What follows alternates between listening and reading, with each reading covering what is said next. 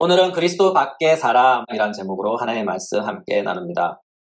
우리는 지금 본문에 나열된 핵심 문장 7개를 중심으로 하나님의 말씀을 나누고 있어요. 또한 여기에 나열된 7개의 핵심 문장은 수문 가로와 같은 핵심 문장과 서로 대칭되어 있죠. 육체로는 이방인, 손으로 무할례자, 그리스도 밖의 사람, 이스라엘 나라 밖의 사람, 약속의 언약들에 대한 외인, 세상에서 소망 없는 자, 하나님도 없는 자입니다. 여기 7개 문장 중에 앞에 두 문장인 육체로 이방인 그리고 손으로 무할례자는 지난주 설교에서 다루었기에 오늘은 다루지 않습니다. 오늘 다룰 내용은 2개입니다. 그리스도 밖의 사람 그리고 이스라엘 나라 밖의 사람입니다. 오늘 다룰 2개의 내용을 조금 더 쉽게 이해하기 위해서는 그 다음 구절들과 대조 비교하여 보면 본문의 내용을 더욱더 구체적으로 선명하게 들어오지 않을까 생각됩니다. 본문을 크게 보면 2부분으로 되어 있어요. 첫 번째는 그리스도 밖의 사람, 두 번째는 이스라엘 나라 밖의 사람입니다. 먼저 그리스도 밖이란 말은 그 다음 구절들과 아주 깊은 관련이 있어요. 에베소서 2장 13절 이제는 전에 멀리 있던 너희가 그리스도 예수 안에서 그리스도의 피로 가까워졌느니라. 본문에서 그리스도의 피가 나오죠. 여러분, 그리스도의 피 하면 무엇이 생각납니까?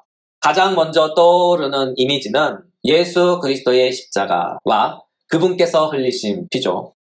요한복음 19장 31절부터 34절 이날은 준비일이라 유대인들은 그 안식일에 큰 날이므로 그 안식일에 시체들을 십자가에 두지 아니하려 하여 빌라도에게 그들의 다리를 꺾어 시체를 치워달라 하니 군인들이 가서 예수와 함께 못 박힌 첫째 사람과 또 그 다른 사람의 다리를 꺾고 예수께 이르러서는 이미 죽으신 것을 보고 다리를 꺾지 아니하고 그중 한 군인이 창으로 옆구리를 찌르니 곧 피와 물이 나오더라. 그렇다면 예수님께서는 왜 십자가에서 피를 흘리셨을까요? 바로 우리 죄를 없이 하기 위하여 예수님은 당신의 피를 십자가에서 흘리셨습니다. 이 모든 것을 요약한 말이 바로 세례 요한께서 외치신 말씀이죠. 세례 요한은 이렇게 외쳤어요. 보라 세상 죄를 지고 가는 하나님의 어린 양이로다. 이 말씀은 요한복음 1장 29절에 기록된 말씀입니다. 하나님의 어린 양, 이 말씀이 지시하며 함의하고 있는 것은 무엇일까요? 바로 구약의 제사. 구약에서 제사는 하나님께 드리는 예배였어요. 구약 시대에서 하나님께 예배 드리기 위해서는 반드시 하나님께 드릴 제물이 있어야 했어요. 구약에서 예배 제물의 가장 크고 우선되는 기능은 무엇일까요? 바로 속죄입니다. 짐승의 피를 담보로 한 제사함, 그리고 제사함을 통한 축복의 회복이에요. 여기서 제사함과 축복의 회복은 모두 다 하나님과의 관계 회복과 그분의 친밀한 교제와 깊은 연관성이 있어요. 구약 이사야 선지자는 이렇게 말씀하셨어요. 이사야서 59장 2절 오직 너희 죄악이 너희와 너희 하나님 사이를 갈라 놓았고 너희 죄가 그의 얼굴을 가리어서 너희에게서 듣지 않으시게 함이니라. 이사야 선지자는 말씀합니다. 하나님과 하나님 백성과 사이를 갈라놓고 관계를 깨트린 것은 바로 죄라고 해요. 죄는 하나님과 우리 사이를 갈라놓습니다. 죄는 하나님과 우리의 관계를 깨트립니다. 이것이 바로 죄의 무서운 점이죠. 이와 같은 이유로 필연적으로 그 다음 결과가 뒤따릅니다. 우리의 기도가 하나님께 응답되지 않아요. 그 결과 우리는 하나님께 아무런 도움을 받지 못합니다. 하나님께서 우리를 축복하고 싶어도 당신의 복을 폭포수같이 우리에게 쏟아붓고 싶어도 하나님과 우리 사이에 죄가 있다면 그 죄 때문에 하나님의 축복의 단절이 발생하고 우리의 기도가 하늘에 닿지 않는 거예요. 따라서 우리가 하나님의 축복을 받고 싶다면 우리의 기도가 하늘에 닿길 원한다면 하나님과 우리 사이에 커다란 장애물이 죄가 없어야 해요. 이 죄가 해결될 때 마침내 막혀있던 샘물이 터져 나오듯이 하나님의 축복이 하늘로부터 우리에게 쏟아져 내릴 것입니다. 그러므로 하나님과 우리 사이에 무엇보다 가장 먼저 해결해야 할 문제는 바로 죄의 문제입니다.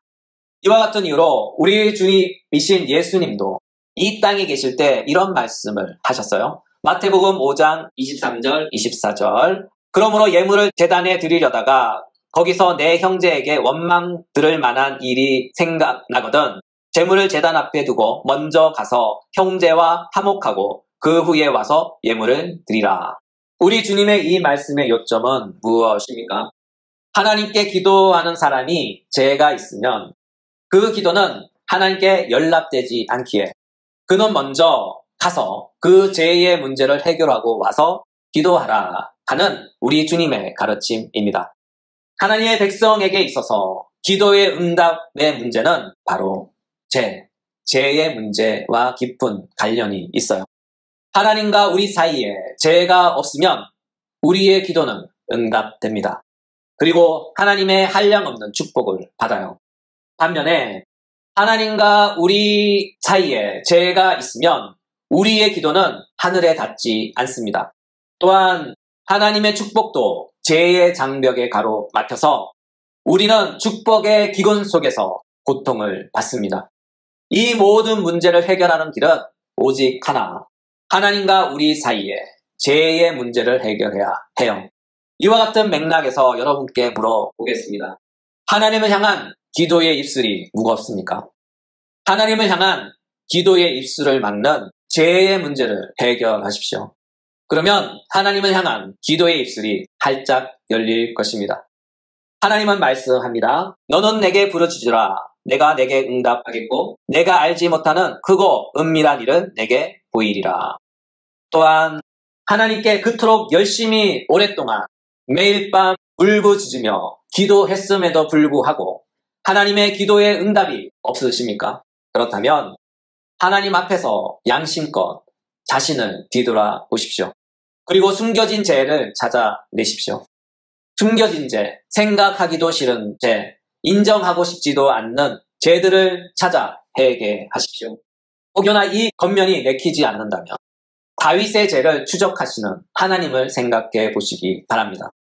다윗은 자신을 위하여 충성하는 신하의 아내를 탐하고 그 충성스러운 신하의 아내를 임신하게 만들었죠. 그리고 자신의 죄를 감추기 위해 충성스러운 신하를 회유하고 그것이 자신의 계획대로 안 풀리자 결국 자신의 죄를 감추기 위해 충성스러운 신하를 죽음의 자리로 내몰았죠. 그리고 그 모든 진실을 감췄어요. 그러나 하나님은 그 모든 진실을 보고 계셨죠. 그리고 다윗에게 이렇게 말씀하셨어요. 사무엘하 12장 7절부터 19절. 나단이 다윗에게 이르되 당신이 그 사람이라 어찌하여 내가 여호와의 말씀을 업신여기고 나 보기에 악을 행하였느냐. 내가 칼로 햇사람 우리야를 치되 암몬 자손의 칼로 죽이고 그의 아내를 빼앗아 내 아내로 삼았도다. 사람은 자신의 잘못을 감추죠. 그러나 하나님은 죄를 보시고 추적하시고 찾아내십니다. 잠언 21장 2절. 사람의 행위가 자기 보기에는 모두 정직하여도 여호와는 마음을 감찰하시느니라. 잠언 기자는 말씀합니다. 여호와는 마음을 감찰하시느니라. 이 구절에서 감찰이라는 단어를 주목해 보셔요. 이에 해당하는 히브리어는 웨토켄인데 이 단어의 문자적인 뜻은 여호와께서는 사람의 마음의 무게를 잰다는 뜻이지만 이 단어가 전달하는 요점은 이것입니다. 여호와께서는 겉으로 드러나지 않는 사람의 마음속 깊은 곳을 조사하셔서 그 마음의 생각, 그 마음의 동기, 그 마음의 목적까지 훤히 꿰뚫어 보시고 살피신다 하는 뜻입니다. 따라서 하나님 앞에서 우리는 우리 자신을 하나도 감출 수가 없어요. 왜냐하면 하나님은 우리의 마음을 꿰뚫어 보시기 때문이죠. 그러므로 하나님 앞에서 그 어떤 변명도 통하진 않습니다. 사실이 이와 같기에 우리는 하나님 앞에서 겸손하게 있는 그대로 솔직히 고백하십시오. 하나님은 솔직히 고백하는 자에게 당신의 자비의 은총을 베풀어 주십니다. 솔직한 모습, 그대로 나아가는 것, 그것이 바로 하나님 앞에서 겸손입니다. 그러면 자비의 하나님께서 반드시 넉넉히 우리의 모든 잘못을 용서해 주십니다. 따라서 요점은 우린 하나님 앞에서 제일 먼저 죄의 문제를 해결해야 합니다. 이와 같은 죄의 문제를 해결하기 위해 반드시 필요한 것은 바로 피입니다. 히브리서 기자는 말씀합니다. 율법에 따라 거의 모든 물건이 피로써 정결하게 되나니 피 흘림이 없은즉 사함이 없느니라.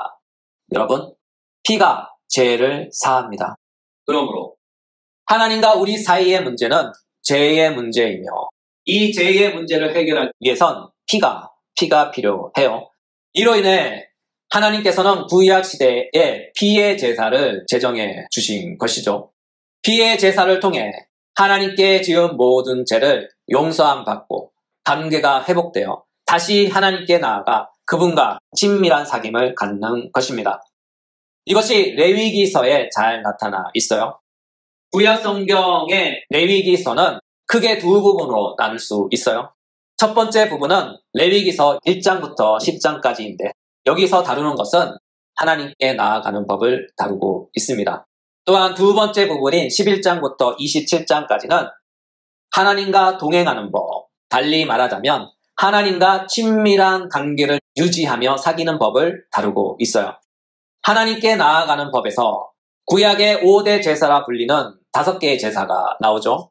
소제, 번제, 하목제, 속제제, 속건제가 나옵니다. 그리고 하나님과 동행하는 법은 여러 정결 의식들이 나오는데 이 모든 것을 한마디로 요약하면 바로 이런 거예요. 내가 거룩하니 너희도 거룩하라. 내가 거룩하니 너희도 거룩하라. 그러므로 구약의 피의 제사의 핵심은 하나님께 나아가 그분과 친밀한 사귐을 갖는 것, 그것에 중심이 있어요. 이것은 하나님께서 사람을 창조하신 목적이죠. 하나님은 사람을 창조하시되 하나님의 형상을 따라 창조하셨어요. 사람이 하나님의 형상으로 창조를 받았다 하는 것은 사람은 본래 하나님과 교제하는 존재다. 또한 하나님과 어울리는 존재다 하는 것입니다. 이것이 사람의 창조의 목적이에요. 사람은 하나님과 친밀한 사귐을 위해 친밀한 사귐의 대상으로 창조된 것입니다. 바로 하나님의 파트너로 말이죠. 그러나 오늘 본문은 말씀합니다. 그때 너희는 그리스도 밖에 있었고, 여기서 밖에 해당하는 헬라어는 코리스인데 그 뜻을 직역하면 관계없이라는 뜻이에요. 이를 한원하면 너희는 그리스도와 전혀 관계가 없었다. 이를 쉽게 의역하면 이런 뜻이 됩니다. 너희는 태생적으로 하나님께 가는 길이 없었다. 또는 막혀 있었다. 그런 뜻입니다. 사도의 표현에 따르면 이방인이라 불리는 그들이 하나님을 찾고 알고 그분을 만나고 싶어도 하나님께로 가는 길이 없었다 하는 거예요. 한마디로 그들에게 있어서는 구원의 길이 허락되지 않았다 하는 뜻입니다. 이것이 바로 그리스도 밖에라는 뜻입니다. 이해를 돕기 위해 부연을 하자면 그리스도 밖이라는 말은 구원의 종교와는 거리가 먼 이란 뜻이 되겠습니다. 그렇다면 이스라엘 나라 밖의 사람이란 말은 또 무엇일까요? 여기서 핵심은 두 단어인데 이스라엘 그리고 나라입니다. 이스라엘, 이 말은 또 무엇일까요? 이스라엘은 야곱의 새 이름이죠. 창세기 32장 28절. 그가 이르되 내 이름을 다시는 야곱이라 부를 것이 아니요 이스라엘이라 부를 것이니 이는 내가 하나님과 및 사람들과 겨루어 이겼음이니라. 창세기 32장 28절에서 야곱은 이스라엘로 이름이 바뀝니다. 여기서 주목해야 할 여러 요점들이 있어요. 먼저 성경에서 이름을 짓는 행위는 창조의 행위를 가리킵니다. 또한 이름을 수여받는 자의 주인이란 뜻을 갖고 있어요. 이것은 창세기 2장에 기록된 것을 통하여 볼 수 있죠. 창세기 2장 19절. 여호와 하나님이 흙으로 각종 들짐승과 공중의 각종 새를 지으시고 아담이 무엇이라고 부르나 보시려고 그것들을 그에게 이끌어 가시니 아담이 각 생물을 부르는 것이 곧 그 이름이 되었더라. 이 구절에서 아담이 각종 생물들에게 이름을 지어줍니다. 이로써 아담은 창조주 하나님께서 그에게 하사하신 첫 주권을 행사하죠. 따라서 하나님께서 야곱에게 새 이름을 하사하신 것은 야곱아, 이제부터 나는 너의 주인이다. 야곱아, 이제부터는 나는 너의 주인이다. 라고 선포하는 행위이며 창조하는 행위입니다. 한마디로 하나님께서 야곱을 새롭게 창조하신 거예요. 또한 두 번째로 주목해야 할 점은 바로 야곱은 아브라함의 언약의 계성자라는 것이죠. 하나님은 아브라함을 갈대아 우르에서 부르시고 그를 가나안 땅으로 인도하셨죠. 그리고 창세기 15장에서 당신의 언약을 주십니다. 창세기 15장 18절 그날에 여호와께서 아브라함과 더불어 언약을 세워 이르시되 그리고 이 언약은 그의 아들 이삭에게 계승됩니다. 창세기 26장 3절 내가 너와 함께 있어 내게 복을 주고 내가 이 모든 땅을 너와 내 자손에게 주리라. 내가 내 아버지 아브라함에게 맹세한 것을 이루어. 그리고 이 언약은 또 그의 아들인 야곱에게 계승됩니다. 창세기 28장 10절부터 13절 야곱이 부엘세바에서 떠나 하란으로 향하여 가더니 꿈에 본즉 사다리가 땅 위에 서 있는데 그 꼭대기가 하늘에 닿았고 또 본즉 여호와께서 그 위에 서서 이르시되 나는 여호와니 너의 조부 아브라함의 하나님이요 이삭의 하나님이라. 내가 누워있는 땅을 내가 너와 내 자손에게 주리니. 이스라엘이란 이름은 바로 하나님의 언약의 이름이며 이제부터 하나님께서 언약의 증표로 주신 이스라엘과 함께 하시며 이스라엘의 영원한 주권자가 되겠다고 선언하시는 행위입니다. 또한 이 이름의 뜻은 하나님과 더불어 싸워서 이겼다인데 이는 하나님의 도움을 받아 싸운 자로 이해하는 것이 좋다고 여러 주석가들의 겉면이 있습니다. 그들의 겉면대로 이해하는 것이 참 바람직하다라는 생각이 듭니다. 한원하면 이스라엘은 하나님의 도움을 받아 싸우는 자란 뜻입니다. 현대적인 표현으로 의역하면 하나님의 도우심으로 사는 자 또는 하나님을 의지함으로 사는 자입니다. 하나님의 사람들은 하나님의 도우심으로 하나님의 능력으로 사는 사람들이죠.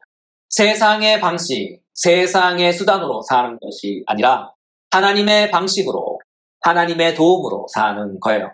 이것이 이스라엘 이름이란 단어 안에 담긴 뜻입니다. 그러나 또한 사도는 이스라엘 다음에 나라라는 말을 덧붙였어요. 여기서 나라에 대한 바른 이해는 한 사회 또는 한 무리 또는 한 시민 공동체로 이해하는 것이 좋을 듯 합니다. 이를 현대적으로 의역하면 구속받은 공동체 또는 하나님의 언약 백성 혹은 새 생명 공동체로 표현할 수 있는데 가장 확실하고 선명한 의역은 바로 교회입니다. 교회는 하나님의 구속받은 공동체이며 하나님의 새로운 사회이며 성령에 의해 중생한 새 생명 공동체입니다.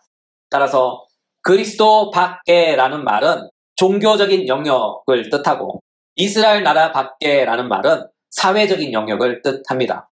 우리는 구원을 받기 전에는 구원의 종교와는 거리가 너무나 먼 사람들이었죠.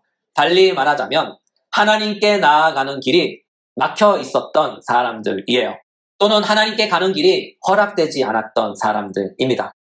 혹은 하나님으로부터 유기된 사람들이에요. 바로 구원에 있어서 이방인들이었죠. 또한 이스라엘 나라 밖의 사람들이었어요. 달리 말하자면 하나님의 언약 백성이 아니었죠. 하나님의 나라에 속하지 않은 사람들이었어요. 그것이 바로 이스라엘 나라 밖의 사람이란 뜻입니다. 그랬던 우리가 이제는 그리스도의 피로 구속함을 받았고 그 결과 우리에게도 이제 하나님께 나아가는 길이 열린 것이죠. 바로 구원의 길이 열린 것입니다. 더욱이 우리는 하나님의 언약 백성으로 기속되었고 이제는 당당히 하나님의 언약 백성으로 하나님의 백성으로 살게 된 것입니다. 이와 같은 까닭에 사도는 이렇게 말씀하셨어요. 에베소서 2장 19절 그러므로 이제부터 너희는 외인도 아니요 나그네도 아니요 오직 성도들과 동일한 시민이요 하나님의 건소이라. 오늘의 말씀을 마무리합니다. 이번 한 주도 우리에게 열린 하늘 아버지의 구속의 길을 걸으며 성령으로 말미암은 하나님의 나라의 영적 시민으로서 우리 주님이신 예수님과 아름다운 사귐이 있는 복된 한 주를 보내시길 주 예수 그리스도 이름으로 축복합니다.